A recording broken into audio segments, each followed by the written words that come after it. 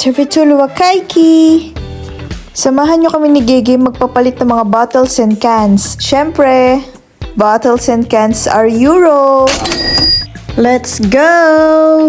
Palaging sinasabi namin ng daddy nila sa kanila, habang bata sila, as much as possible, dapat maintindihan nila na hindi ganun kadali kumita ng pera. Pinaghihirapan yan.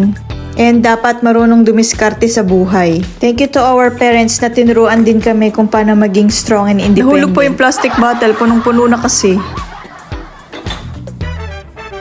Isushoot dyan sa machine isa-isa, and then bawat bottles and cans may designated prices. Hindi siya pare-parehas. Example, itong bote ng soft drinks, kapag mas malaking liter, mas mahal siya.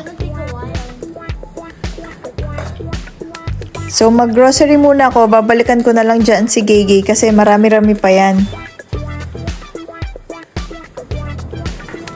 Welcome back, ha? Few minutes later.